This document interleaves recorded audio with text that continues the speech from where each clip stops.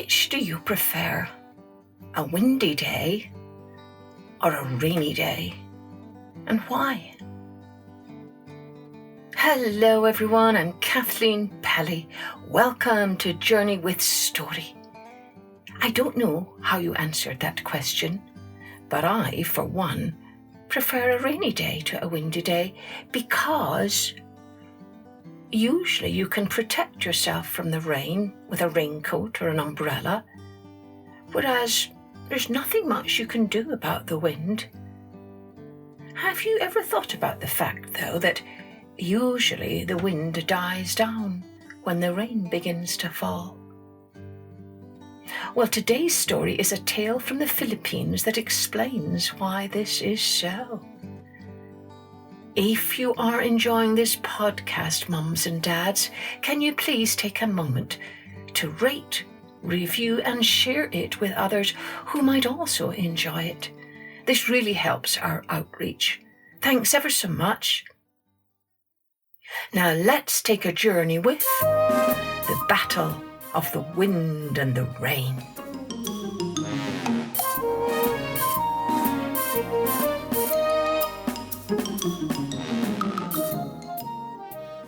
One clear day, thunder, lightning and rain were resting among the fluffy clouds that dotted the sunny sky. Wind played among them, gracefully dancing round and round, shifting the patterns in the sky ever so slightly. "I'm bored," Wind announced. "Let's make a storm." "We just made a huge one the other day," Lightning pointed out. "And I'm tired." "Oh, you're always tired," said Wind. "You're just not as strong as I am." "Fine," Lightning said. "I'm not." "What about you, Thunder?" Wind said. "Do you want to stir up something exciting?" "No," Thunder answered. "I'd rather wait until Lightning is ready." Wind whirled around them a little faster, causing the clouds to move across the blue sky rather suddenly. "Hey," Rain said irritably. "Stop that. We're trying to sleep." Wind laughed and blew one big gust at Rain. "So make me stop," he said. "Oh, please," Rain said. "Why can't you ever sit still?" "Because I'm wind," he replied, "the most powerful of all nature's elements." "Go play somewhere else," Rain said, closing her eyes. "We already know you're powerful." Wind could tell Rain was close to losing her patience. This made him want to irritate her more. So he sucked in his breath and he let out a blast of the coldest air he could muster. Rain shivered. "I said leave me alone." "Come on," Wind said. "Let's play a game to see who's more powerful, you or me." Rain didn't answer, so Wind blew more cold air on her. "All right," Rain said, no longer sleepy. "But if I beat you, then you have to promise to flee whenever you see me." Wind laughed gleefully. "Ha ha! Okay. And if I beat you, you have to promise that you'll never shed your tears on the earth again." Rain knew that would be a terrible promise to make. If she lost, then all the animals, plants, and people on the earth would die. They needed her tears in order to stay alive. Rain hesitated. "Well," said Wind, "are you afraid to lose?" "No," Rain said, pushing aside her doubts. "I will beat you." "Ha ha!" Wind said in excitement. "Let's go down to earth now." Rain followed Wind down to earth. leaving lightning and thunder to rest. Soon they spotted a monkey atop a bamboo tree. "You see that monkey?" Rain said, still annoyed at Wind. "If you can drop that monkey from the tree, you win." "No problem," Wind said confidently. "I can make hurricanes and tornadoes and typhoons. Of course I can knock that monkey down." Then he sucked in his breath and let out a mighty whoosh. Rain sat back, more relaxed now. She knew very well that bamboo could easily bend in the wind and that it would never break. She only hoped the monkey could keep hanging on. Whoosh, whoosh, Wind went. Whoosh, whoosh.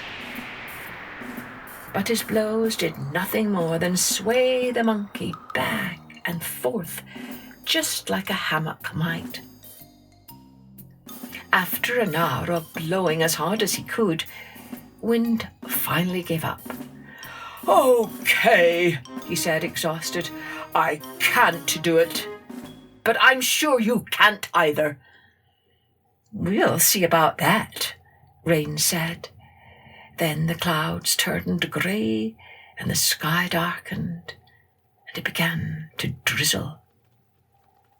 After that, Rain called in the western rains, and it started to rain more heavily, a warm and steady shower. A little while later, Wind said, "Ha ha! You can't do it either. I guess nobody wins this contest."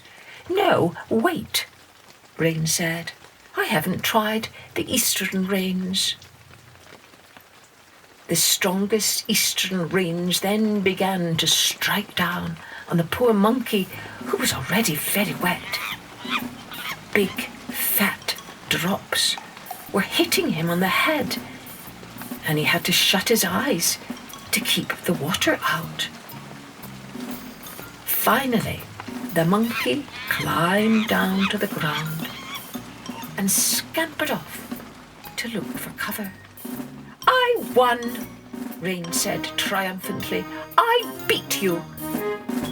Wind, who looked almost upset as the monkey, turned his back on Rain and flew off without saying a word. He, the most powerful of all elements, had actually lost to Rain, and now, just as he had promised, he would have to flee whenever he saw her. That's why, when the winds are very strong, people always pray for rain. Once the rain comes, the wind always dies down, and everything becomes more peaceful.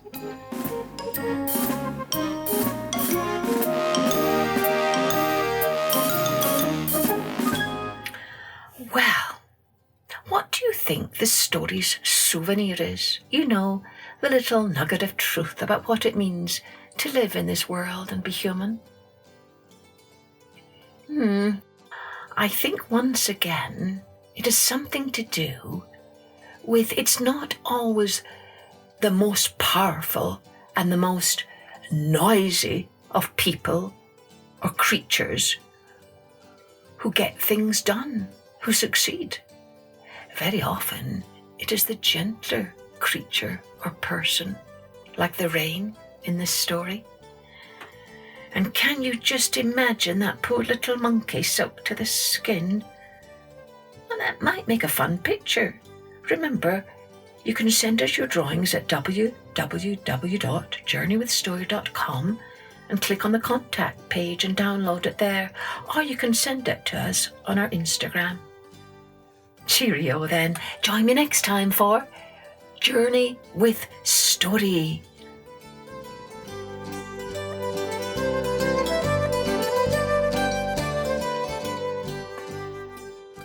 Music and post-production was by Colette Jonas.